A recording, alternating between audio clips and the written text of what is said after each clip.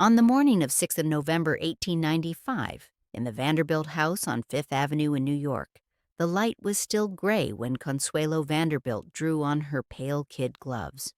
The servants moved quietly, the rustle of silk skirts, the faint clink of a hairbrush on a dressing table, the muffled wheels of carriages already assembling below.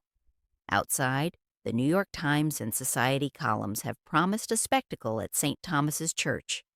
Inside, a young woman tightens glove buttons with hands that have been trained never to tremble. Years later, in the glitter and the gold, she will recall how her mother, Alva, compelled this marriage to the ninth Duke of Marlborough, and how she wept behind her veil while crowds described the ceremony as a botanical fairyland. Her posture is perfect, enforced since childhood by steel and discipline. Her gloves are immaculate, hiding the pressure of her fingers. In photographs from that day, the Duchess appears serene. In her own pages, the cost of that serenity quietly surfaces. The gloves fit beautifully. They also do not let her move. On a winter afternoon in early 1886, in the brownstone on West 52nd Street in Manhattan, 8-year-old Consuelo bends over a copybook while a governess dictates French verbs. The gas lamps hum softly. Outside, carriage wheels grind against slush, the sound muffled by heavy curtains and the double-pane windows that separate privilege from the street. Her spine is held straight by the steel apparatus her mother insists she wear to improve her posture, a rod that runs from shoulders to waist, its presence constant as breath.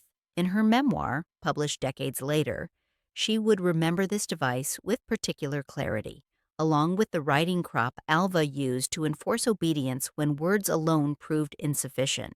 The brownstone itself, purchased by William K. Vanderbilt in the early 1880s, represents only a fraction of the family's holdings.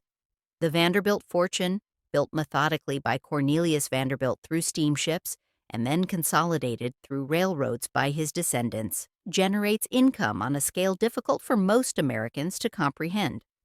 By the mid-1880s, the family controlled significant portions of the New York Central Railroad, owned properties throughout Manhattan, and maintained what contemporary accounts describe as princely estates. This wealth pays for fine paper imported from France, ink mixed to exacting specifications, the governess's monthly salary of $30, and the coal that heats these high-ceiling rooms, even as tenements a few blocks away remain cold. But Alva's presence is the sharper force shaping the child's days. Born Alva Erskine Smith in Mobile, Alabama, she married into Vanderbilt wealth with clear ambition, and her daughter represents her most carefully cultivated project. She corrects every mispronounced French syllable, every momentary slouch, every gesture that falls short of the standard she has constructed from her own ascent through New York society. I do the thinking. You do as you are told, Consuelo later recalls her mother saying. The phrase repeated so often it became a kind of family law, unwritten but absolute. The household staff learned to recognize Alva's moods, the particular tone that precedes correction, the silence that follows disobedience.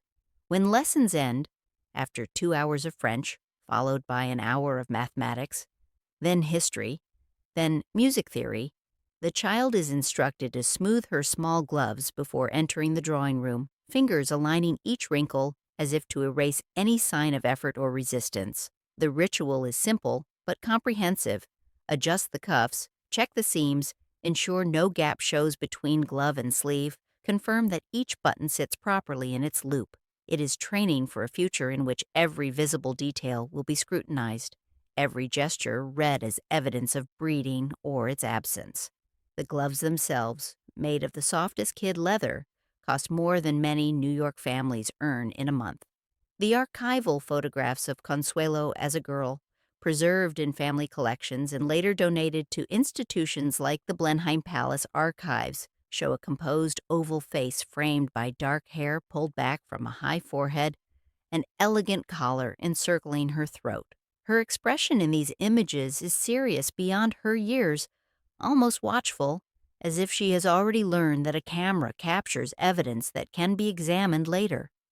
The steel apparatus and the riding crop do not appear in the frame, but they shape the way she holds her head, the straightness of her shoulders, the careful neutrality of her expression. The world, looking at these images, calls it breeding, for the child sitting in the warm gaslight with a French grammar open before her and the steel pressing against her back. It is simply the air she breathes, the daily texture of existence in a house where approval is conditional and correction constant. Outside, beyond the curtain windows, the city is transforming itself with unprecedented speed. Electric lights are beginning to replace gas in the commercial districts. Elevated trains clatter down 3rd Avenue, carrying workers to factories. Immigrants crowd tenement districts mere blocks from the mansions where people like the Vanderbilts live in relative isolation from the city's chaos. But inside this brownstone, time moves differently, shaped by older rhythms of European manners transplanted to American soil and enforced with industrial-age discipline. The clock on the mantelpiece, imported from Paris, chimes the hours in a tone Alva finds appropriately refined. The gloves she learns to pull smoothly in childhood, adjusting them dozens of times each day until the gesture becomes automatic, will one day be the only part of her visible beneath a wedding veil, her hands still performing the gestures her mother taught her, even when her heart has already chosen another path entirely. In August 1892, light flooded the marble terraces of Marble House in Newport, Rhode Island, the $11 million cottage Alva had commissioned as both residence and declaration of intent. The commission went to the architect Richard Morris Hunt, who had designed the pedestal for the Statue of Liberty and understood how to create monuments that conveyed power. The fountain in the Chinese tea house, an architectural folly inspired by Alva's vision of Eastern exoticism, murmurs steadily. Silk parasols in pale colors cast moving shadows on the crushed shell paths. Beyond the manicured lawn, the Atlantic stretches toward the European shores Alva imagines as her daughter's destination. 16-year-old Consuelo, now tall and extraordinarily slender, her waist measured at 18 inches, achieved through tight lacing that begins in early adolescence, walks beside her godmother, Consuelo Iznaga, the Duchess of Manchester. Iznaga, born in New York to a Cuban father, married the 8th Duke of Manchester in 1876, becoming one of the earliest examples of the transatlantic exchange that would define the next generation. She moves through Marble House with the assurance of someone who has successfully navigated the transition from American heiress to titled aristocrat, her accent now inflected with British vowels, her jewelry, sapphires and diamonds that catch the August light, representing both her American inheritance and her English acquisitions. Society columnists, writing in publications like Town Topics and Harper's Bazaar, have already begun to speak of dollar princesses, a phrase that captures both the glamour and the transaction underlying these marriages. The term, slightly mocking but also envious, acknowledges what everyone in these circles understands. American heiresses whose fortunes prop up crumbling British estates appear regularly in transatlantic news, their weddings celebrated as romantic triumphs even as the financial settlements are negotiated with the precision of corporate mergers. Between 1870 and 1914, historians later estimate more than 200 American women married European aristocrats, bringing with them dowries totaling approximately $220 million. A staggering sum that represented a significant transfer of American industrial wealth to European landed estates. In portraits from this period, preserved in collections at the National Portrait Gallery in London, Iznaga's gaze is steady, her posture erect, her jewels heavy at the throat and wrist. She is living evidence of the path Alva envisions for her daughter, proof that American money can purchase not merely European rank, but the social legitimacy that comes with it, the transformation from nouveau riche to established aristocracy, achieved in a single generation through strategic marriage. Inside Marble House, the architecture itself instructs. French paneling imported piece by piece and reassembled by craftsmen who spent months ensuring every join was invisible. Gilded ceilings modeled directly on the Hall of Mirrors at Versailles, a grand staircase designed specifically for entrance and display, each riser calculated to allow a woman in a long gown to descend with maximum grace. The marble for the exterior, quarried in Italy, arrived in Newport by ship. The labor, stonemasons, carpenters, gilders, painters, represented thousands of hours of skilled work. Every surface proclaims that nothing is impossible for the only daughter of such immense wealth. Consuelo practices descending the staircase with a book balanced on her head, the exercise repeated until muscle memory takes over and she can glide down the steps without conscious thought. Her gloves are adjusted at the landing before the final turn, a pause that allows observers in the hall below to admire the complete picture, the gown, the posture, the controlled grace that has been so carefully cultivated. Letters preserved from visitors to Marble House note the fairy tale extravagance of the Vanderbilts' entertainments. Orchestras brought from New York, champagne served in quantities that seem almost wasteful, elaborate table settings using china and crystal that will be used once and then stored, but say little about the quiet rehearsals that precede each public moment, the hours of preparation invisible to guests. The house proclaims abundance, but it also establishes a kind of theater in which Consuelo is simultaneously star and property, admired and assessed. During the Newport season, which runs from July through September, young women in white dresses circulate through drawing rooms and garden parties. Their every attribute, beauty, accomplishment, family fortune, subject to evaluation by mothers calculating advantageous matches and potential suitors measuring dowries against titles. It is called society, but it operates with the ruthless logic of a marketplace, and Consuelo, with her extraordinary inheritance and carefully cultivated beauty, is among its most valuable offerings. As Newport applauds her beauty, society pages describe her as exceptionally lovely, with a swan-like neck and classical features, and her mother begins to calculate where that beauty and its accompanying $10 million inheritance can be traded to greatest advantage. The young woman herself moves through the prescribed rituals with the grace she has been trained to display. But in letters to friends, carefully worded to avoid saying anything that might be shown to Alva, there are hints of something else, a sense of being observed rather than seen, of existing not as oneself, but as a reflection of others' ambitions. The architecture that surrounds her is magnificent. No one can deny the beauty of Marble House or the luxury it represents, but it is also increasingly a cage made of marble, gold leaf, and expectation. By late autumn 1894, the leaves along Fifth Avenue had turned their brief, brilliant colors and fallen, swept away by servants to keep the sidewalks clear. Inside, the Vanderbilt mansion, the air carried a different kind of chill, one unrelated to the November weather. 19-year-old Consuelo has fallen in love with Winthrop Rutherford, a well-connected American gentleman from an old New York family whose lineage, while impeccable, lacks the Vanderbilt fortune.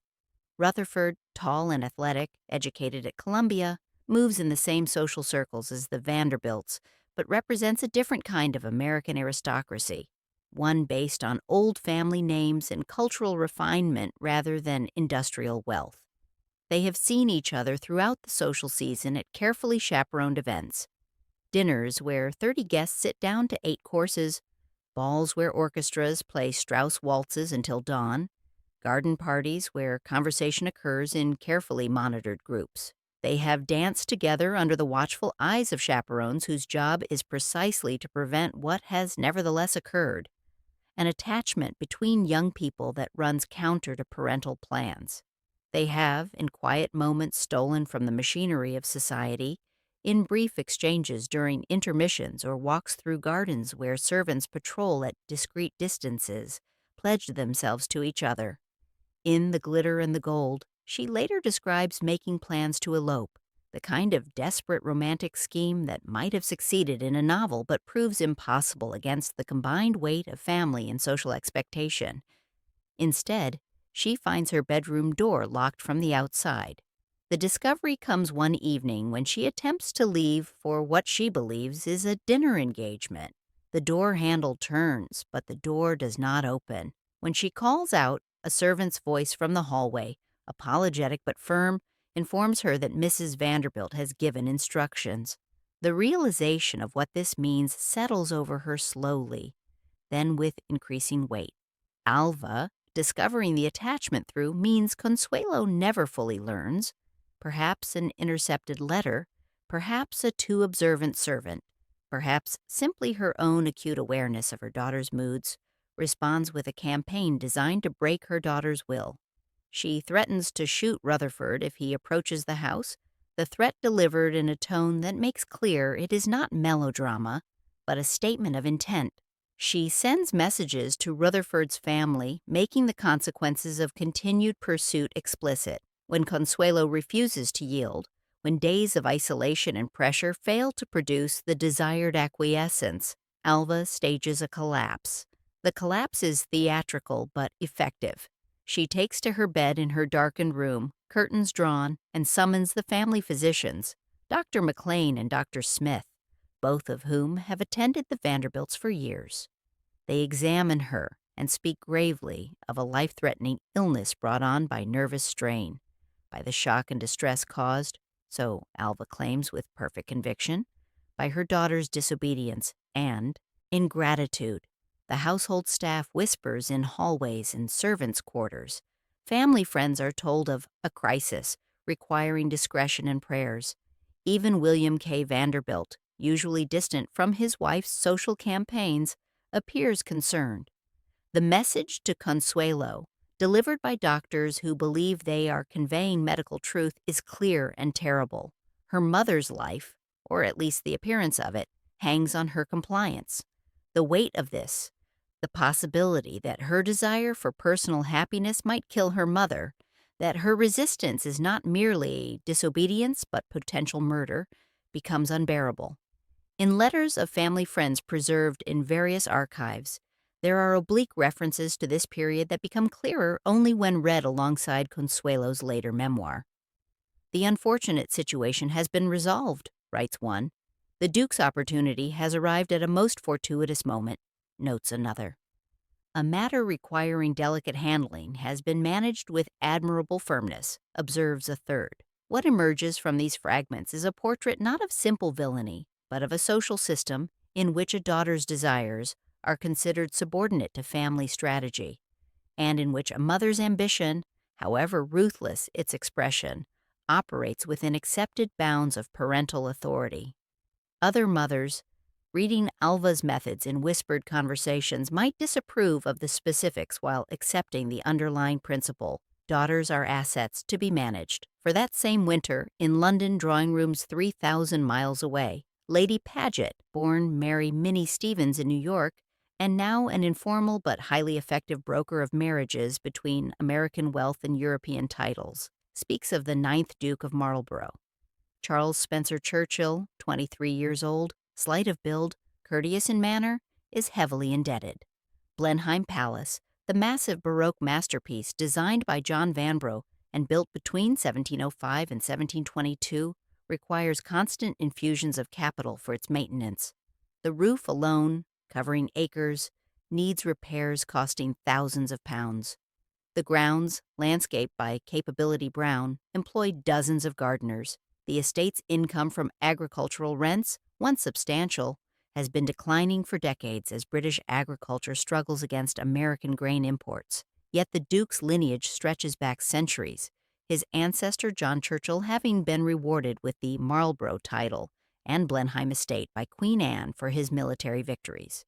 His rank offers what no American fortune, however vast, can manufacture through purchase: social position rooted in history rather than commerce, a place in the intricate hierarchy of British aristocracy. Society columns in both London and New York soon begin to hint at important negotiations involving the Vanderbilt heiress and the Duke of Marlborough. The language is tactful, wrapped in references to distinguished visitors expected from England and prospects of international friendship strengthening Anglo-American bonds.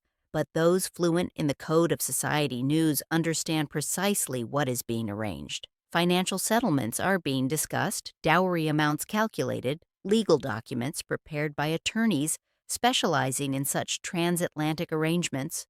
In her locked room on Fifth Avenue, with the sounds of the household continuing around her, servants moving through hallways, clocks chiming hours, her mother's voice issuing instructions from her sickbed, Consuelo sits at a small writing table. Her gloves lie open beside a half-finished letter to Rutherford that she has been attempting to compose for days, trying to explain a situation she herself does not fully understand, searching for words that might convey both her feelings for him and the impossible circumstances surrounding her. She does not complete it. The letter remains unfinished, eventually destroyed. The choice in front of her is not, she comes to understand, between two men. It is between filial duty, the obligation to obey, to place family above self, to accept that her life is not entirely her own, and the faint hope of self-determination, between the life her mother has architected with such determination and the one she has imagined for herself in stolen conversations with Rutherford. In the end, after days that feel like years, she chooses survival over resistance. She agrees to meet the Duke. When she finally emerges from the room, having sent word of her acquiescence, newspapers will describe an engagement as if it were a love match, using the language of romance to describe what is fundamentally a business arrangement. Her diary, which she will later draw upon for her memoir, will remember only resignation, the slow draining away of hope, and the beginning of a performance that will last decades. On a rainy morning in 1890 at the Vanderbilt home on Fifth Avenue, the sound of carriage wheels on wet pavement is softened by the steady patter of rain against tall windows. 13-year-old Consuelo sits at a polished mahogany desk in the upstairs schoolroom, a space dedicated entirely to her education, while a German tutor, Herr Schmidt, a stern man in his 50s who emigrated from Hamburg, drills declensions with methodical precision. The language adds to her growing collection of accomplishments, each one carefully chosen to prepare her for international society. She has already mastered French, her accent carefully shaped to Parisian standards through years of daily lessons with Mademoiselle Delacroix, a governess imported specifically for this purpose.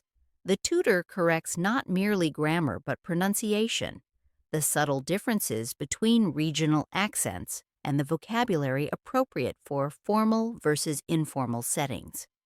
Italian phrases are scattered in the margins of her exercise books, evidence of a curriculum designed to equip her for conversations in Roman salons and Venetian palazzos. Spanish lessons will follow, though these will be less intensive, and later some German literature, in addition to the language instruction. Her education, conducted entirely at home rather than at boarding school.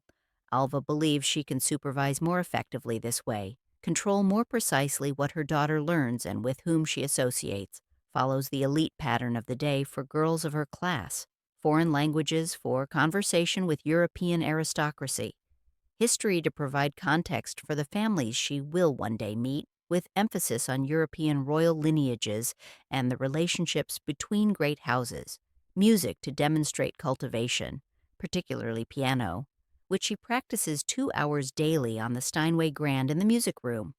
Art instruction teaches her to sketch competently and to discuss paintings with apparent knowledge. And above all, letter writing, the essential skill for maintaining the vast network of social connections that define society. Drafts of notes of thanks to hostesses for dinners attended, to older relatives for gifts received, to visiting dignitaries for their kind attention, are corrected for tone as carefully as for spelling and grammar. The family archives preserve examples of her youthful correspondence, each letter precisely structured, the proper greeting, the expression of gratitude or interest, the closing that conveys appropriate warmth without excessive familiarity. By age 13, she writes with the fluency of someone much older, already able to compose letters that say much while revealing nothing personal, that maintain relationships while preserving distance. The steel posture apparatus, which she has worn since age 8, digs into her shoulders as she bends over the page, the discomfort a constant reminder to sit straighter, hold her back more erect. The device recommended by an orthopedist who believes that proper posture must be enforced mechanically during the formative years consists of a steel rod running along the spine with straps crossing the shoulders and around the waist.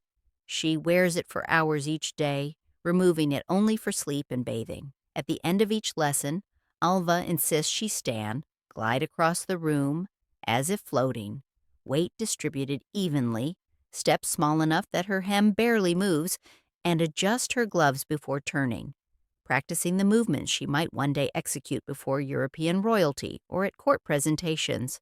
The governess watches, noting any deviation from perfect form, any sign that the girl's body has its own will separate from the prescribed movements. Knowledge, for Consuelo, arrives wrapped in expectation. Every verb tense mastered represents not just grammar but social competence. Every carefully chosen phrase in a letter is preparation for a role she has not chosen but cannot escape.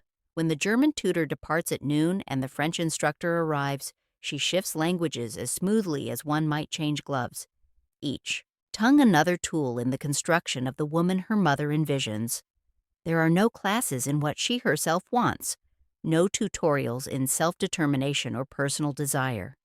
Education means learning to perform the part written for her by others, to inhabit the role of accomplished heiress with such completeness that the performance becomes indistinguishable from reality. The curriculum, documented in household accounts that show payments to various tutors and the purchase of educational materials, reflects both the thoroughness of her training and its ultimate purpose. She is being prepared not for independence, but for marriage, not for self-expression, but for social success, not to think for herself, but to think as others expect her to think. And she learns these lessons well, so well that decades later, writing her memoir, she will struggle to separate what she genuinely believed from what she was taught to believe, what she wanted from what she was told she should want. In the spring social season of 1893, the drawing room of Marble House glows with candlelight refracted through crystal chandeliers imported from France, each piece selected by Alva herself during buying trips to Paris. The effect is multiplied by gilt-frame mirrors lining the walls, creating an infinity of reflected light and movement. The parquet floors, composed of rare woods fitted together in geometric patterns, are polished to such a high gleam that they reflect the chandelier light like dark water. The scent of hothouse flowers, orchids from the estate greenhouse, roses forced to bloom out of season, imported lilies, mingles with beeswax from the polished furniture, and the salt air drifting through open doors to the terrace where the Atlantic provides a distant rhythmic counterpoint. Consuelo, 17, and wearing a pale gown of silk veil that emphasizes her slender frame, her waist now measured at 17 inches, achieved through increasingly tight lacing, is being coached by Alva in the complex choreography of a proper hostess. This is not theoretical instruction, but practical rehearsal. The gestures and timing that separate accomplished women from those merely wealthy must be practiced until they become automatic, performed without conscious thought. Etiquette books of the period, thick volumes with titles like The Laws of Etiquette and Manners and Social Usage, preserved in New York libraries and historical societies, prescribe everything from the precise angle of a nod, 15 degrees for a social equal, less for someone of higher rank, more for someone who must be acknowledged but not encouraged, to the correct sequence of calling card visits. When guests arrive, the young heiress must rise, but never too quickly, lest she appear overeager or unsophisticated. Smooth her gloves as she stands, the gesture signaling composure and attention to detail, and incline her head just enough to convey warmth without familiarity. The smile should reach the eyes but not be too broad. The handshake, when offered, should be gentle but not limp. The voice should carry without being loud. When guests depart, the ritual continues. She must stand as they leave, walking them to the door of the drawing room, but not beyond. That would suggest anxiety about their departure. She must express pleasure at their visit while not pressing them to stay longer. And then, after they have gone, she writes brief notes of thanks before sleeping, her hand cramped from a looping script, the notes themselves exercises in saying much while revealing nothing personal. Your visit brought such pleasure to our afternoon. She writes, the formula memorized through repetition. I hope we may have the pleasure of your company again soon. Each word is chosen not for sincerity, but for appropriate form. Society pages record her presence at dinners and dances throughout the Newport season, praising her slim, tight look and remarkable poise, the physical discipline that allows her to stand for hours in tightly laced corsets without visible fatigue, to dance through the evening without appearing winded, to maintain perfect posture from the moment she enters a room until she finally retires. They describe her as exceptionally lovely, with a regal bearing that belies her youth. What they do not mention are the hours spent standing before a mirror, a book balanced on her head, while a governess circles her and taps her shoulders if they droop even slightly. They do not describe the practice sessions in which she learns to manage long skirts and trains while descending stairs, to sit without wrinkling silk or crushing ruffles, to eat minimal portions during multi-course dinners so that conversation rather than appetite appears to be her primary concern. The drawing room is simultaneously classroom, theater, and weighing scale. Every gesture is measured against an invisible standard Alva rarely articulates but always enforces. To fail, to laugh too loudly, to show too much enthusiasm, to forget a name or precedence is to embarrass the family, to reveal oneself as insufficiently refined, to confirm what older New York families sometimes whisper about the Vanderbilts, that they have wealth but lack true breeding. To succeed is simply to meet expectations, to perform adequately. There is no prize for perfection, only the absence of criticism, and the young woman learns to read her mother's silence as the closest approximation of approval she is likely to receive. In photographs from Newport Society events that summer, preserved in archives and private collections, Consuelo appears serene, her expression pleasant but reserved, her posture perfect. The camera captures the surface, the beautiful gown, the elegant setting, the composed young woman, but not the cost of maintaining that surface, the constant vigilance required to ensure that every gesture conforms to expectation, that nothing spontaneous or unplanned disrupts the carefully constructed image. In the summer of 1894, under a pale English sky threaded with clouds that promise rain but never quite deliver it, Consuelo steps out of a carriage at Blenheim Palace in Oxfordshire, accompanied by her mother and a small entourage of servants. The gravel of the drive crunches underfoot, each step announced in the quietness. The lake beyond the vast lawns, created by Capability Brown in the 1760s by damming the River Glyme, catches brief sunlight and throws it back in silver flashes, then dulls again as clouds shift overhead. A peacock calls from somewhere in the gardens, the sound both beautiful and slightly melancholy. Inside the palace, access through the great court, and up a broad flight of stone steps, tapestries hang heavy on walls built thick enough to withstand siege, their colors dimmed by centuries and the English climate that admits less light than Newport's brilliant summers. The echo of her heels on the great hall's floor is swallowed by the immense space, by the weight of accumulated grandeur pressing down from painted ceilings and carved stonework.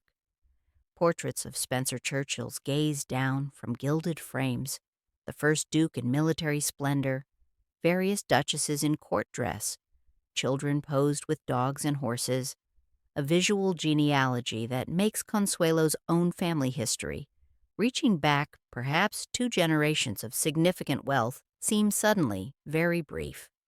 The 9th Duke of Marlborough, Charles Spencer Churchill, 23 years old and slight of build, standing perhaps 5 feet 7 inches, slender in the manner of someone who has never performed physical labor, is courteous in the manner of his class, reserved to the point of coldness, his conversation consisting largely of polite inquiries and neutral observations. Family correspondence preserved in the Blenheim archives, and later biographers note with delicate phrasing that he is financially strained to a degree that makes an American heiress not merely desirable, but necessary for the estate's survival. The agricultural depression affecting British landowners since the 1870s has reduced rents from the thousands of acres surrounding Blenheim. Maintaining the palace, with its 187 rooms and vast roofs requiring constant repair, consumes income faster than the estate can generate it.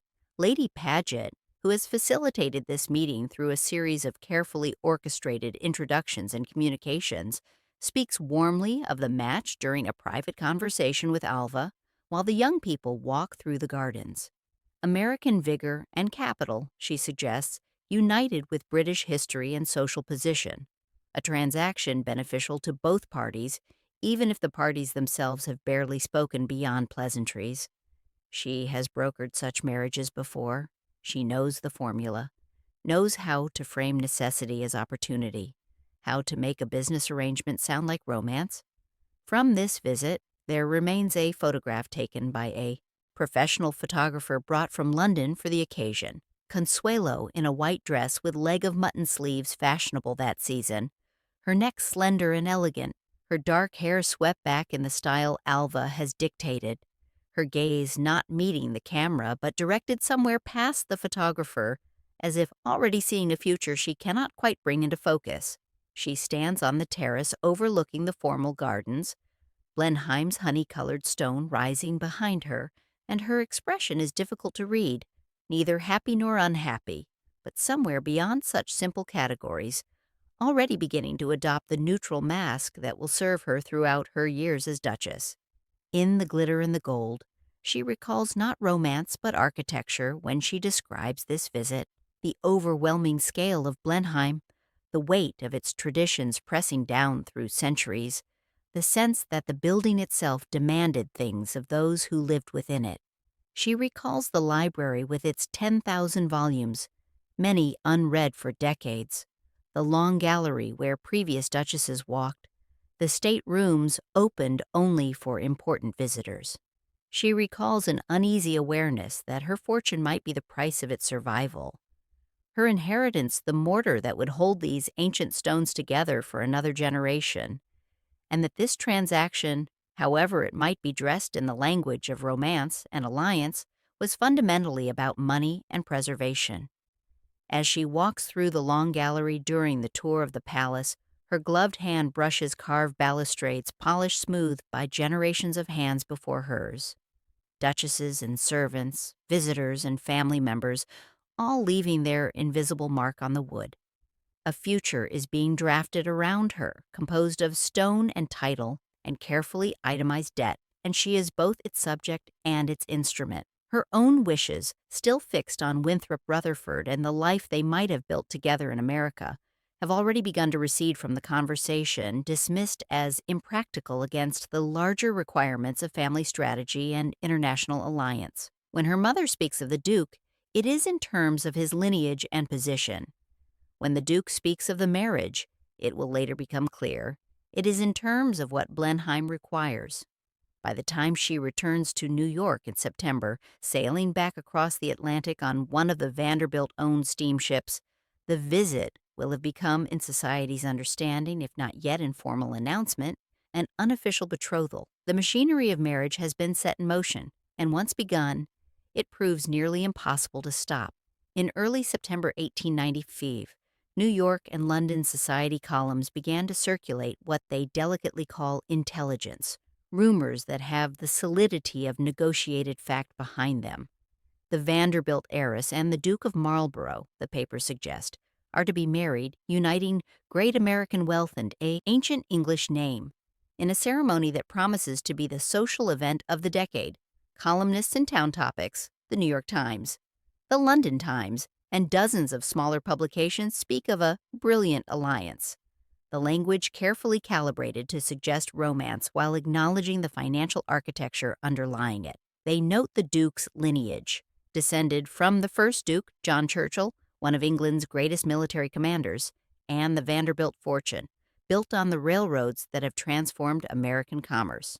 Behind these printed lines, composed in newspaper offices and transmitted across the Atlantic by underwater cable, at significant expense, lies a private drama Consuelo later recounts in The Glitter and the Gold, with a restraint that somehow makes it more affecting than melodrama might have been.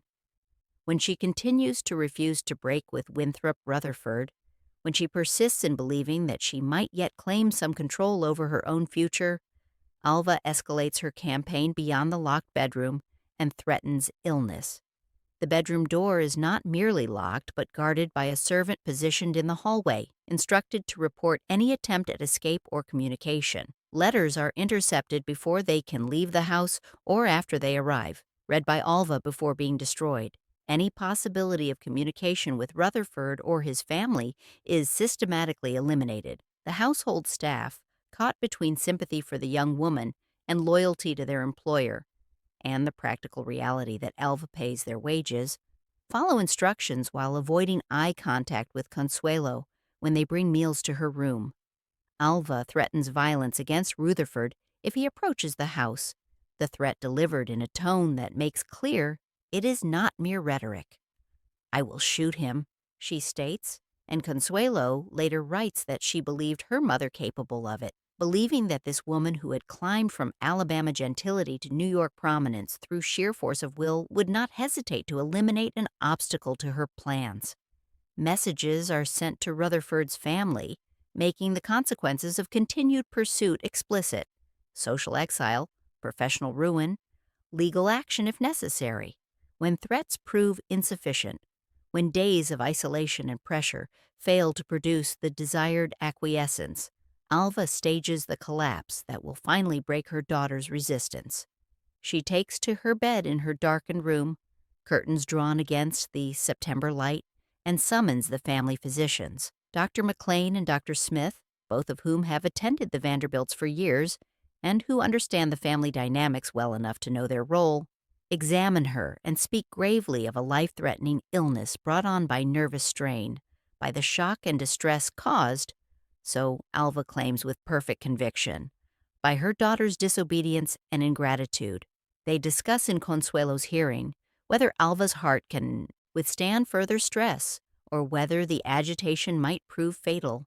The household staff whispers in hallways and servants' quarters, the servants' gossip network carrying news of a crisis through the interconnected world of wealthy households. Family friends are told that Mrs. Vanderbilt has been taken gravely ill, that prayers are requested, that visitors must be refused. Even William K. Vanderbilt, usually distant from his wife's social campaigns and increasingly estranged from her personally, appears concerned enough to cancel business engagements. The message to Consuelo, delivered by doctors who genuinely believe they are conveying medical truth, is clear and terrible. Her mother's life, or at least the appearance of it, hangs on her compliance. The weight of this, the possibility that her desire for personal happiness might kill her mother, that her resistance is not merely disobedience but potential murder, becomes unbearable. She is 19 years old, has been raised to believe in filial duty as a paramount virtue, has been taught that selfish desires must yield to family welfare, and now those teachings are weaponized against her with devastating effectiveness. In the quiet of that locked room, with heavy curtains muffling the sound of Fifth Avenue traffic and the September heat pressing against windows sealed shut, the young woman sits at a small writing table. Her gloves lie open beside a half-finished letter she has been drafting to Rutherford, attempting to explain a situation she herself does not fully understand, searching for words that might convey both her feelings for him and the impossible circumstances surrounding her.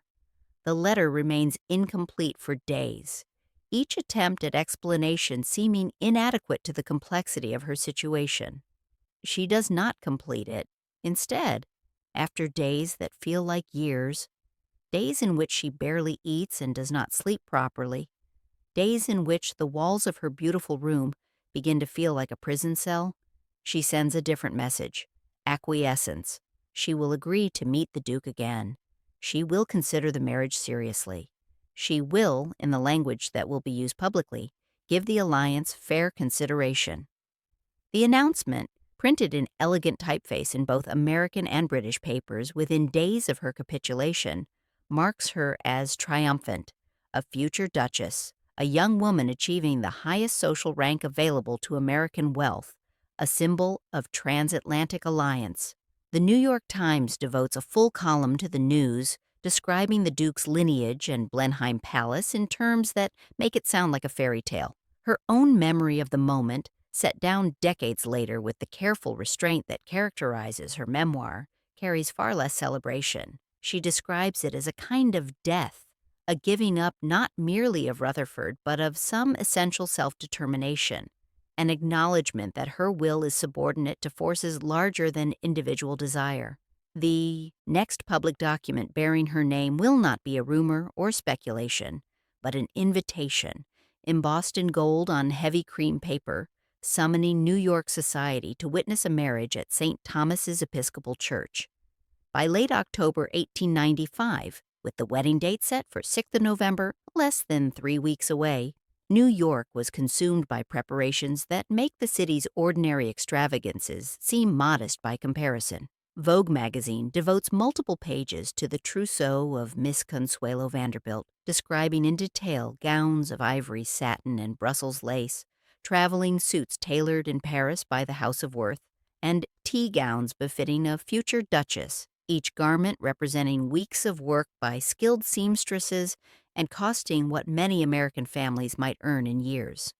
The trousseau, estimated at over $100,000, includes dozens of day dresses, evening gowns, walking suits, riding habits, and the countless accessories, gloves, shoes, hats, parasols, required for a duchess's wardrobe.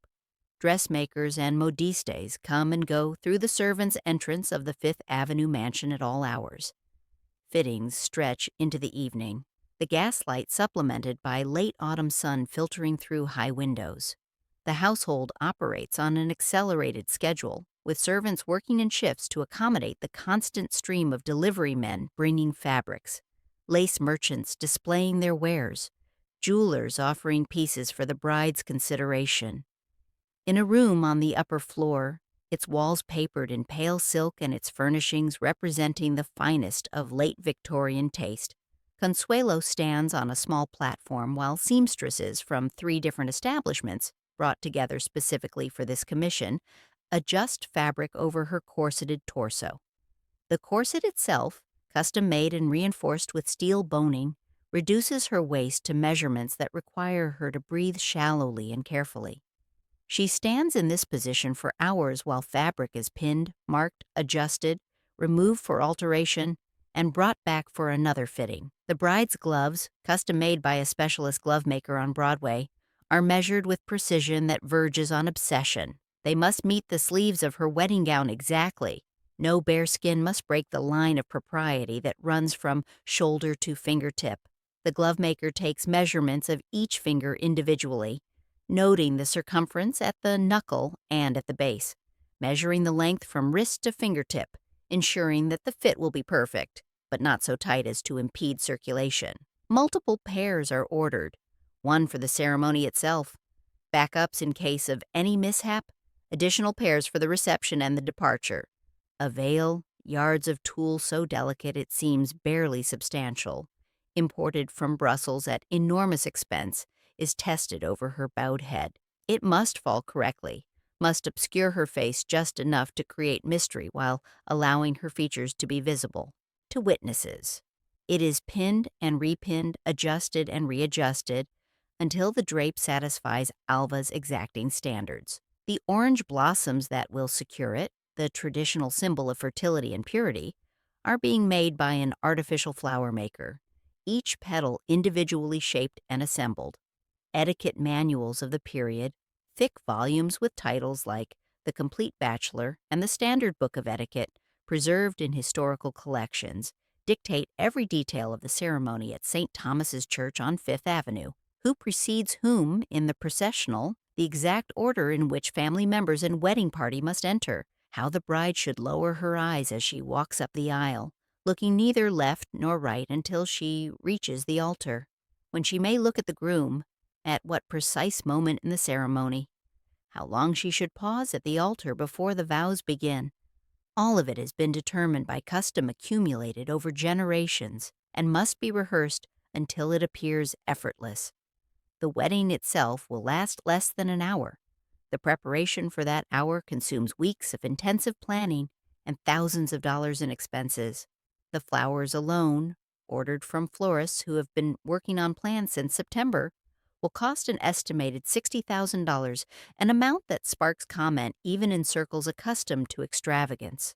Roses, orchids, lilies, and exotic tropical blooms will be arranged to transform St. Thomas's into what the newspapers, previewing the event, described as a floral cathedral and a botanical wonderland. In the archive of the New York Times, the wedding is previewed as the social event not merely of the season, but of the decade, perhaps the century.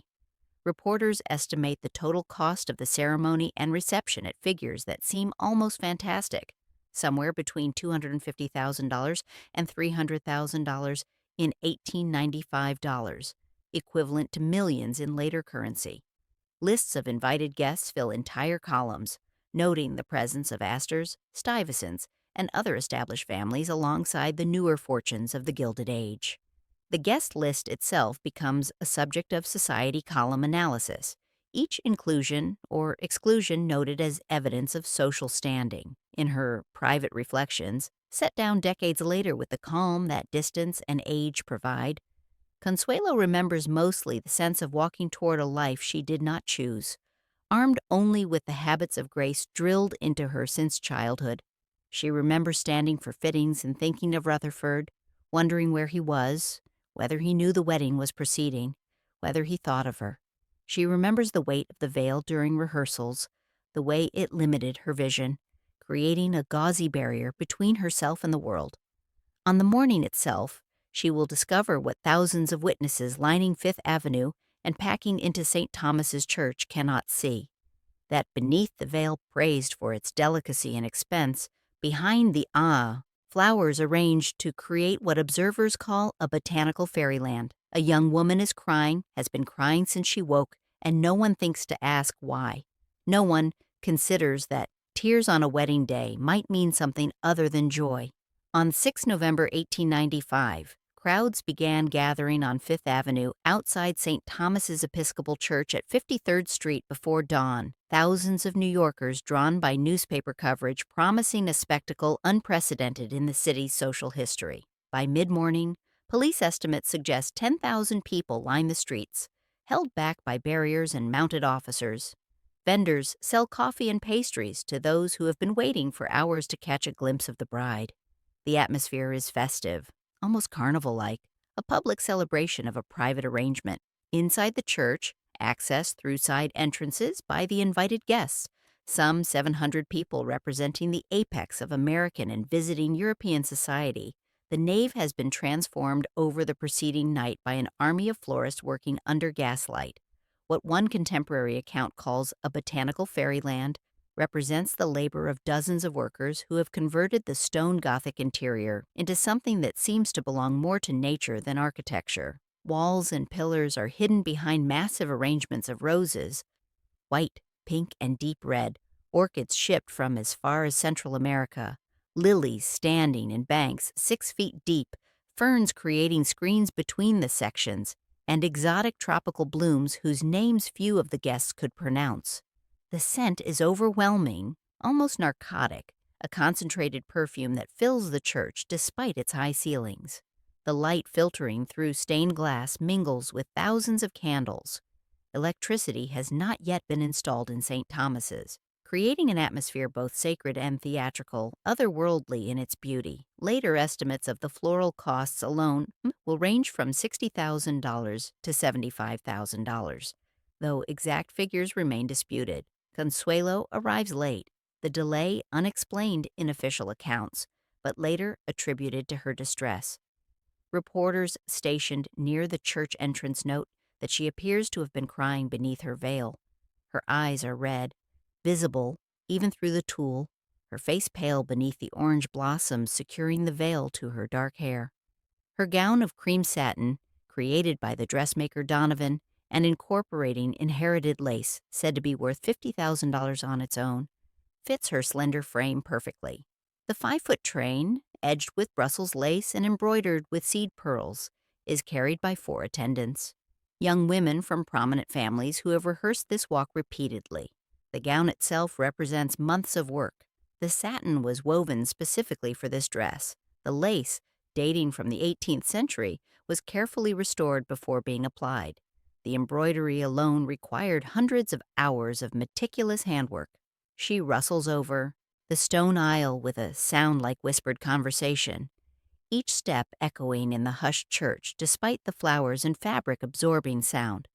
She carries a bouquet of orchids and lilies of the valley, the flowers trembling slightly. Her gloved hands, visible to those in the front pews, shake with fine tremors she cannot entirely control. The Duke of Marlborough waits at the altar in mourning dress, his expression composed, aware through the marriage settlement document signed days earlier in the presence of lawyers from both families that this union will bring him at least $20,000 in New York Central Railroad stock held in trust, plus a guaranteed annual income of $100,000 for his bride, funds that will allow Blenheim's restoration to proceed and its grounds to be maintained in a manner befitting their historical significance. The settlement negotiations conducted over weeks have been as complex as any corporate merger. From the gallery, where society figures including Mrs. Astor, the Stuyvesants, and visiting European aristocrats observe alongside journalists granted special access, the scene appears perfect. Light streams through stained glass, illuminating the bride as she walks slowly, too slowly, some later comment, as if reluctant, up the aisle on her father's arm. William K. Vanderbilt, who has remained largely silent throughout the marriage negotiations, walks stiffly, his role reduced to this final delivery of his daughter to her new family. In The Glitter and the Gold, written more than half a century later when most of the principals are dead, and she can speak with unprecedented frankness, the bride recalls instead the feeling of suffocation, of being unable to breathe deeply in her tightly laced corset that compresses her lungs and restricts movement. She recalls the weight of the veil and train pulling at her head and shoulders, the sense of being burdened by beauty, imprisoned by elegance.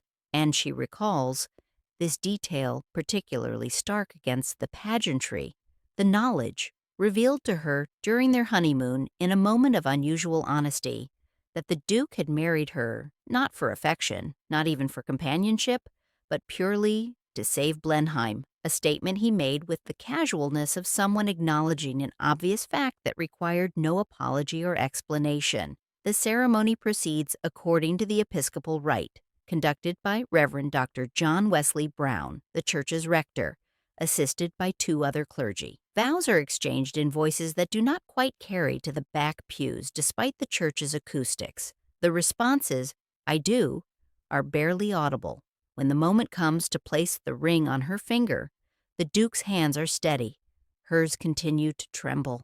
The ring itself, a wide band of gold set with diamonds, slides over her gloved finger, a detail that will later strike observers as symbolically appropriate, the barrier between skin and metal.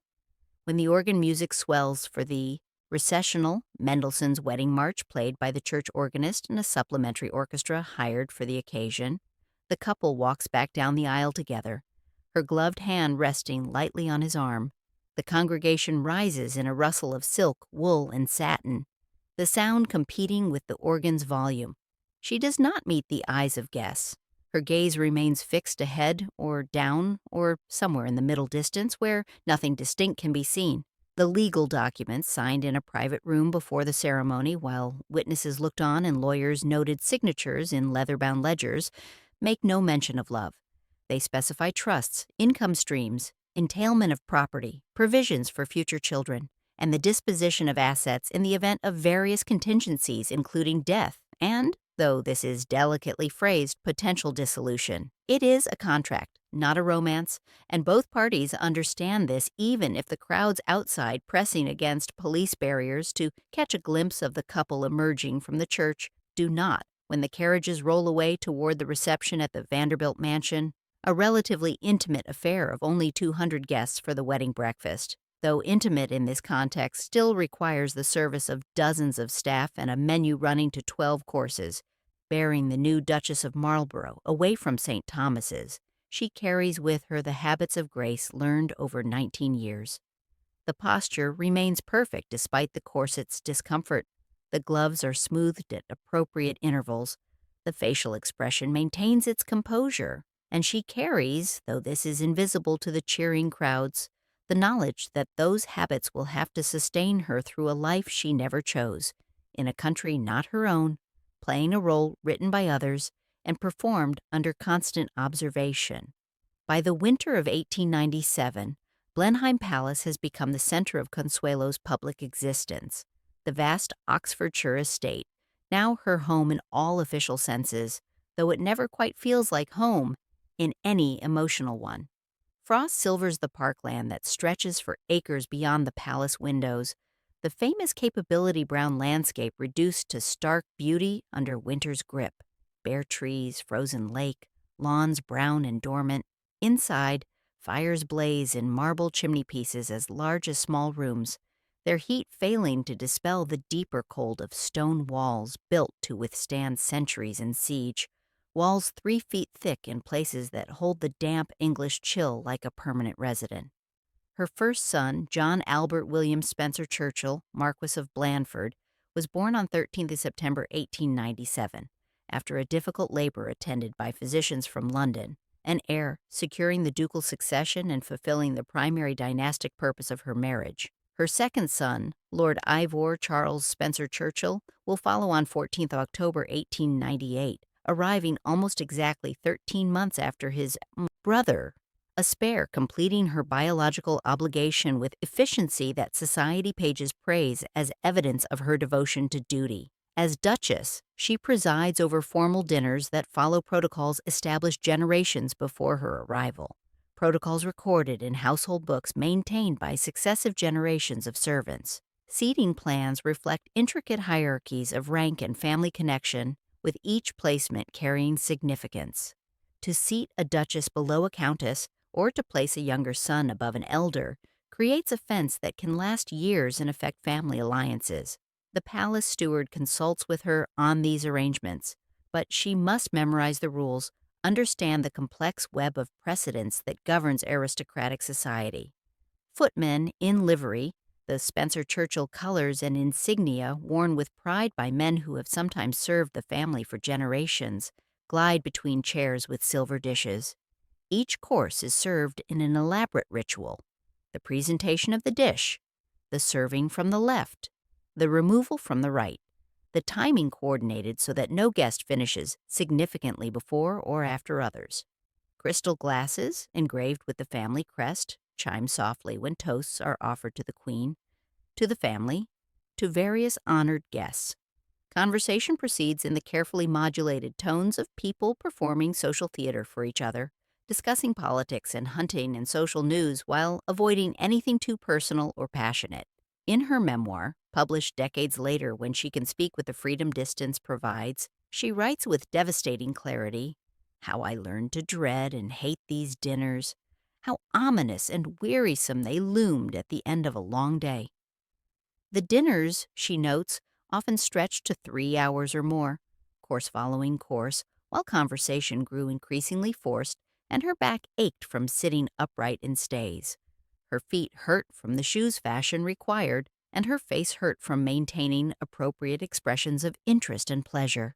Her gloves, she still wears them habitually, the training, too deep to abandon, rest on her lap between courses, picked up when she rises to signal that the ladies will withdraw to the drawing room while the men remain for sport and cigars, a ritual that strikes her as both quaint and tedious.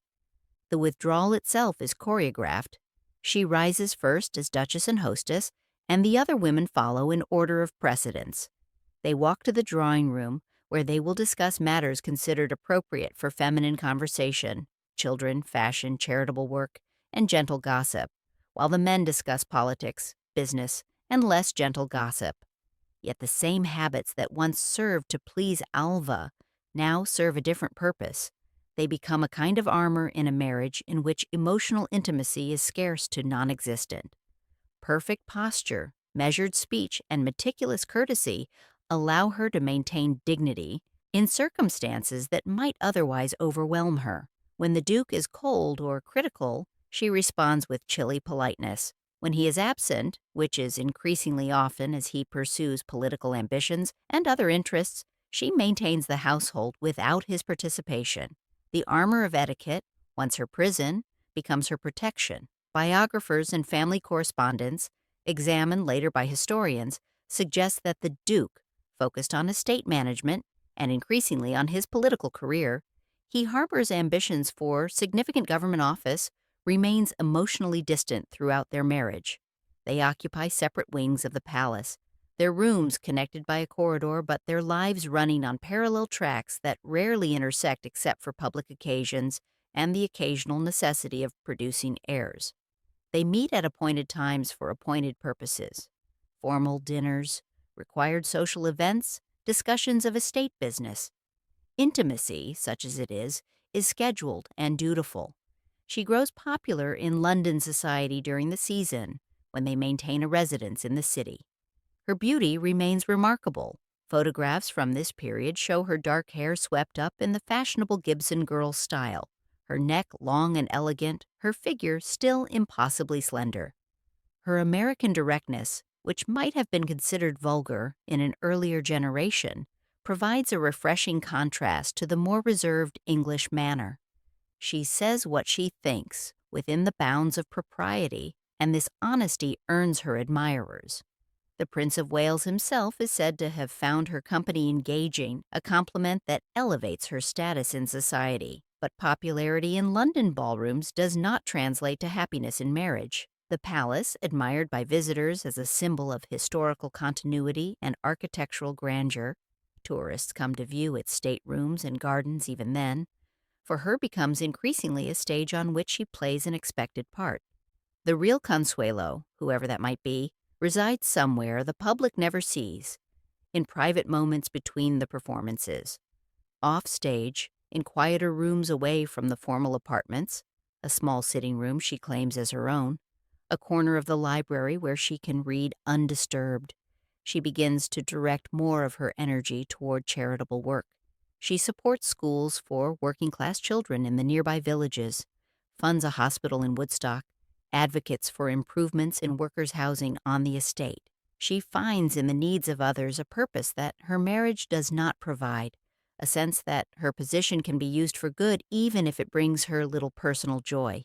The charitable work, she later writes, gave her a reason to endure, a justification for the role she had not chosen but could not escape. By 1906, the Marlborough marriage had effectively fractured, though both parties maintained appearances in public with the skill that aristocratic training provides. Reports in the British press, carefully worded to avoid explicit scandal while acknowledging reality. British libel laws are strict, but truth is its own defense. Note that the Duke and Duchess are living largely apart, a phrase that signals separation to those fluent in society code. That autumn, a formal separation is acknowledged in legal terms, if not yet in the full glare of public scandal. The Duke, it is quietly understood, has formed attachments elsewhere. The Duchess spends increasing time in France and occasional months in America. Consuelo, now in her late 20s and no longer the frightened girl forced into marriage, has channeled increasing energy into charitable work that operates independently of her husband's approval or participation. She supports schools for working-class children, not merely with money but with her presence, visiting classrooms, speaking with teachers, reviewing curricula.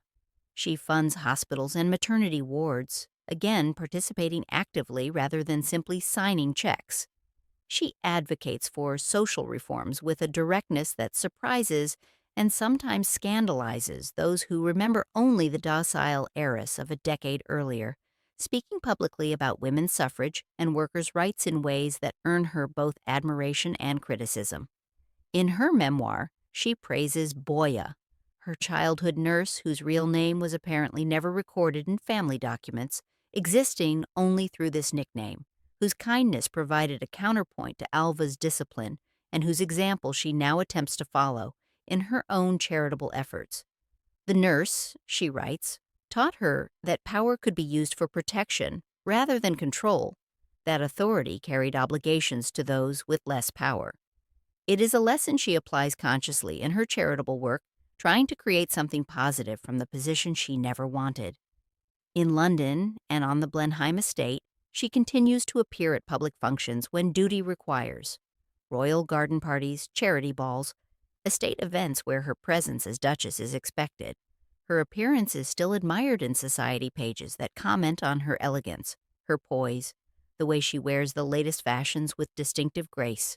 But letters and accounts from friends, preserved in various private collections and later examined by biographers, suggest a growing inner distance from the role of Duchess, a sense that the title no longer defines her as completely as it once did, that she has begun to separate her sense of self from the position she occupies. Marlborough himself, preoccupied with politics, he serves in various government positions and harbors ambitions for higher office and public life, has formed attachments elsewhere. The other woman, whose name will eventually become public, represents a relationship based on choice rather than arrangement, affection rather than financial necessity. The marriage that began as a financial transaction continues as one, stripped of even the pretense of affection that might have made the business arrangement more bearable. One can imagine the small, telling gestures of this period, the gradual changes that mark her evolution from dutiful wife to independent woman. Gloves removed more quickly after dinners, no longer smoothed and folded with careful attention, but simply laid aside as if they matter less. Letters written later into the night addressed to friends in America who remember her from before the marriage, and to new friends in France where she begins to spend more time, where the social rules seem less rigid and the possibilities for personal freedom greater. Windows open wider in private rooms to admit air and light, as if the palace itself, with its thick walls and heavy traditions, has become difficult to breathe within. The habits of refinement remain. She is still the Duchess in public view, still performs the role with skill when required, but they no longer fully contain or define her. She has learned, slowly and painfully, that she can maintain the external forms while claiming some internal freedom, that performing a role need not mean becoming it entirely. The legal disentangling will take years. British divorce law at the time made the process difficult and socially damaging, requiring grounds of adultery, cruelty, or desertion that must be proven in court and then reported in newspapers. The divorce is not finalized until 1921, 16 years into their separation, and the Vatican annulment, required if she wishes to remarry in the Catholic Church, which Jacques Balsan will want, is not granted until 1926, 31 years after the original marriage. But emotionally, the crucial decision has already been made by 1906. She will no longer confine herself entirely within the architecture others built for her. In Paris, where she spends increasing time in the years following the separation, a different kind of life beckons. The city offers cafes where intellectuals and artists gather, salons where conversation flows more freely than in London drawing rooms, a social atmosphere that seems to value individual expression more than perfect conformity to ancient protocols. And in Paris, she will eventually meet Jacques Balsan, a man less concerned with estates and titles, more interested in aviation and the modern world taking shape around them, offering the possibility of a marriage when the legal obstacles are finally cleared, based on companionship rather than contract, affection rather than financial necessity. On 4 July 1921, in Paris, a date chosen perhaps for its symbolic connection to American independence, Consuelo Vanderbilt, legally divorced from the Duke of Marlborough since earlier that year, though still known by the title in most social circles and even in some legal documents, Marie-Jacques Balsan, in a ceremony that could not be more different from the extravaganza of 1895. The setting is the Église Saint-Pierre de Chaillot, a relatively modest church in the 16th arrondissement, chosen for its quiet dignity rather than its social prominence. The ceremony is comparatively quiet, attended by perhaps 50 people, mostly close friends and family, rather than the hundreds who witnessed her first marriage. There are no crowds lining streets hoping for a glimpse of the bride, no vast floral displays transforming the church into spectacle, no newspaper reporters calculating the cost of each element and publishing detailed accounts for public consumption. The soundscape is different from that November day in 1895, church bells marking noon in the normal rhythm of Parisian life, ordinary traffic on the streets outside, automobiles now rather than horse-drawn carriages, the rustle of simpler silks and lighter fabrics reflecting post-war fashion that has abandoned the heavy layering and extreme corseting of the Victorian era. Jacques Balsan, 12 years older than Consuelo, represents a different kind of man from either Rutherford or Marlborough. Born into a wealthy French textile manufacturing family, he made his own reputation as a pioneering aviator, working with the Wright brothers in France in the early days of powered flight when aviation was still experimental and dangerous. He served with distinction in World War I, earning military honors. He is sophisticated, cultured, well-traveled, but his identity comes from what he has done rather than from inherited title or position. He chooses her, and she chooses him, without families negotiating settlements or mothers staging collapses. The Vatican annulment of her first marriage will not be granted until 1926, 5 years in the future. The Catholic Church moves slowly in such matters, requiring extensive documentation and testimony to establish that the marriage was invalid from its beginning due to duress. But the civil divorce, finalized in the British courts after proceedings that generated their share of newspaper coverage and public interest, allows this new beginning. Neither party seems particularly troubled by the ecclesiastical timing. They are content to marry civilly and regularize the religious aspect later. With Balsan, she divides her time between multiple properties, each chosen for pleasure rather than dynastic necessity. A chateau at Saint-Georges Motel near Dreux in Normandy, an elegant 18th-century building surrounded by gardens and farmland, becomes their primary European residence. Properties in the south of France, a villa where Mediterranean light and warmth provide stark contrast to English damp and cold, offer winters of relative informality. And later, Casa Alva in Manalapan, Florida, a house she designs herself and names, tellingly and without apparent irony, in honor of the mother whose will once shaped every detail of her existence but who is now dead, having passed away in 1933. The naming of the house after Alva suggests a complex relationship to her mother's memory, not simple forgiveness nor continued resentment, but something more nuanced. Perhaps recognition that Alva, however ruthless her methods, was herself trapped by social expectations and limited options. Perhaps acknowledgement that the training, however painful, provided skills that served Consuelo well in navigating aristocratic society and later in claiming independence. Or perhaps simply the daughter's way of integrating her past rather than denying it. In photographs from this period, preserved in European archives and family collections, Consuelo appears visibly more relaxed than in her Duchess years. Her posture remains elegant. Decades of training do not disappear, but no longer quite so rigid, as if some internal pressure has been released. She smiles more naturally. Her hands, still sometimes gloved but often bare in casual photographs, rest comfortably rather than being positioned for display. There is a photograph of her with Balsan in the garden at Saint-Georges Motel, both in casual country clothing, that shows her laughing, an expression almost never captured in photographs from her marriage to Marlborough. She continues philanthropic work, now on her own terms and in causes she chooses herself without needing approval from a husband or consideration of how it might affect his political career. During World War II, though she's in her 60s, she works with refugee relief organizations, helping those displaced by the conflict. She remains engaged with social causes, particularly those affecting women and children, using her wealth and connections to create change. She hosts at her French home a varied circle that would have been impossible in the rigid hierarchies of Blenheim. Artists and writers alongside aristocrats, Americans and Europeans, old friends and new acquaintances. Winston Churchill, her former husband's cousin, whose political career has continued to rise, he will later become prime minister, visits and maintains friendly correspondence. The gatherings are intellectual and social, rather than merely ceremonial, conversations valued over rigid protocol. The gloves remain part of her wardrobe. One does not entirely shed the habits of a lifetime, and they remain an element of proper dress for formal occasions. But they are worn for walks in gardens, for modest dinners among friends, for the occasional formal event she chooses to attend.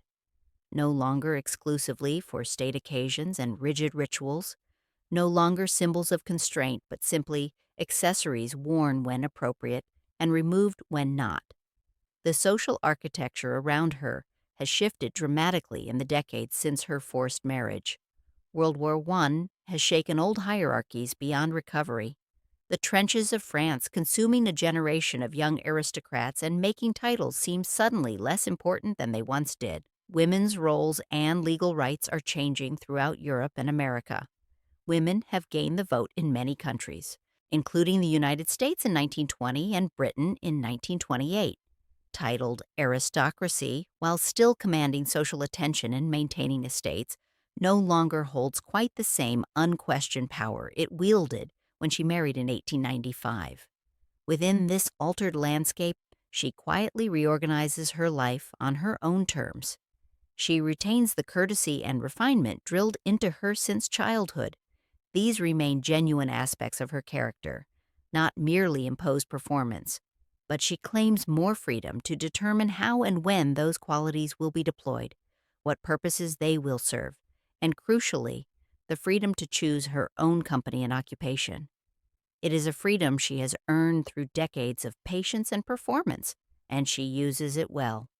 Around 1951, in a quiet room, either at Casa Alva in Florida or in Southampton, Long Island, she maintains homes in both locations, moving between them with the seasons. Consuelo, now in her 70s and long past the age when society dictates how a woman should spend her days, sits at a writing table. Sunlight filters through shutters, creating patterns of light and shadow on the polished wood floor. The sea air, whether Atlantic or Mediterranean depending on her location, carries the scent of salt and gardens, roses or tropical flowers depending on the season. The sounds are muted and domestic rather than institutional. Birds in the garden, distant traffic, the quiet movement of a household running smoothly under long-established routines. On the desk lie manuscripts in various states of completion, pages covered with her handwriting, typed pages with handwritten corrections in the margins, photographs and documents spread out for reference, letters dating back decades, carefully preserved through multiple moves and 2 world wars, provide documentary evidence for memory. Photographs spanning a lifetime, images of Marble House in its Newport glory, all white marble and ocean views, Blenheim's grand facade photographed in different seasons, portraits from the Hulton archive showing her as young Duchess, snapshots from French gardens where she walks with Jacques Balsan, who died in 1956, 5 years ago, leaving her a widow for the second time. She is drafting what will be published in 1952 as The Glitter and the Gold, an autobiography that offers an unusually frank account for its era and for her background. The book will include descriptions of her forced marriage, details of life as Duchess of Marlborough presiding over Blenheim, encounters with European royalty including the Prince of Wales, later King Edward VII, and her eventual liberation from a role she never chose. The process of writing is both painful and cathartic, requiring her to revisit memories she has sometimes tried to forget, to examine with adult understanding events she experienced as a powerless teenager. The book does not reveal everything. Reviewers and later historians will note its discretion on certain matters, its careful navigation between candor and the reticence expected of someone of her background and generation. She does not, for instance, provide explicit details of her relationship with Marlborough or discuss in detail the circumstances of their separation. But she records enough to shift the public narrative from fairy tale duchess to reflective witness of an age in which young women were treated as valuable property in international exchanges of money and status. On some days, she writes about Blenheim's splendor. The beauty of its architecture and grounds remains undeniable, even as she recalls the emotional cost of presiding over it. She describes the palace's 187 rooms, the gardens designed by Capability Brown, the portrait gallery with its Reynolds and Gainsboroughs, the library with its thousands of volumes. She writes about the history embedded in every room, the sense of centuries pressing down, and the peculiar burden of being custodian of such magnificence while feeling imprisoned within it. On other days, she returns to harder memories, the steel posture apparatus of her childhood, her back aching from the constant pressure, the locked bedroom in 1895, the walls closing in while her mother staged a collapse downstairs, the tears behind her wedding veil that no one acknowledged. These details she sets down not as melodrama, but as documented fact, the evidence of a system in which a daughter's will could be overridden by family ambition backed by social expectation. She names what happened without rage or self-pity, simply stating the facts as she experienced them. Her tone throughout, like the voice of a documentary narrator viewing evidence from a distance, remains measured, elegant, and quietly critical. She does not rage against her mother or her first husband.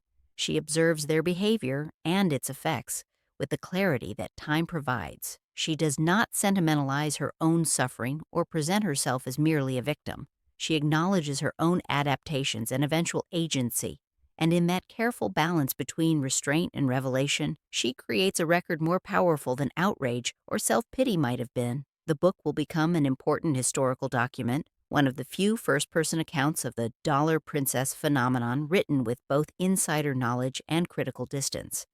Near her papers, though not photographed or cataloged as physical evidence, we might imagine, not as a documented artifact, but as a symbolic resonance with her story's beginning. A pair of well-worn gloves, kid leather softened from decades of use, the fingers creased from being worn and removed countless times. The color faded from its original pristine white or cream to something closer to ivory or even beige. The buttons that once fastened so precisely might be loose now, the seams showing slight stress. They would carry, if examined closely, the physical evidence of a lifetime, faint stains that no cleaning could entirely remove, wear, patterns revealing how the hands moved within them, the shape molded to her specific fingers after years of use. In museum exhibitions today, gloves of her era lie in climate-controlled cases beside captions about dollar princesses and Gilded Age transatlantic marriages. The Metropolitan Museum's Costume Institute has examples. The Victoria and Albert Museum in London preserves others. They stand in for all the training, compliance, and constrained gestures that shaped those women's lives. The habits so deeply learned they became second nature, performed without conscious thought even when the original purpose had long since faded. Museum visitors, looking at these artifacts through glass, see beautiful objects from a vanished era. They may or may not understand that they are also looking at instruments of control, at the physical manifestation of social expectations that shaped bodies and lives. Consuelo Vanderbilt, Balsan, died on 6 December 1964 in Southampton, New York, of natural causes at the age of 87. She has outlived both her husbands, her mother, her father, and many of her contemporaries. Her funeral is attended by family, friends, and representatives of the charitable organizations she supported. She is buried at Blaydon Churchyard in Oxfordshire, near Blenheim Palace, in the same cemetery where Winston Churchill will be buried the following year. The burial location closes a geographical circle between the New York wealth that defined her youth and the English estate that claimed so many years of her life, though it is unclear whether she chose this location herself or whether it was chosen by others. Perhaps both, an acknowledgement of history without being imprisoned by it. Her portrait endures in archives on both sides of the Atlantic. The National Portrait Gallery in London holds a formal portrait by Paul César Helot, showing her as a young duchess, beautiful and remote. American museums preserve images from her Newport years and later life. Her sons and their descendants carry forward the Spencer Churchill name. Her grandson became the 11th Duke of Marlborough, inheriting Blenheim and its continuing requirements for maintenance and adaptation to changing times. And her words in The Glitter and the Gold offer, in her own carefully chosen phrasing, the clearest record of the price she paid for privilege and the agency she eventually painstakingly claimed for herself. The book remains in print decades after her death, read by new generations trying to understand an era when young women's lives were shaped by forces they could not control, and by scholars studying the complex relationships between American and European society in the Gilded Age. The first time we saw her, early on a November morning in 1895, she was pulling on perfect gloves before a wedding she did not want, her hands performing gestures drilled into them through years of discipline, preparing to walk toward a life chosen by others. The last image might be different, not a physical photograph, but an imaginative reconstruction based on what we know. A still photograph, perhaps, of those same hands decades later, ungloved and resting on a manuscript page where she is written, in the steady script of someone who has outlived many of her constraints and learned to see her own life with clarity, her own account of what elegance once required and what it finally could not contain. The hands that once had to be always gloved, always proper, always performing, now resting freely on the truth she has chosen to tell.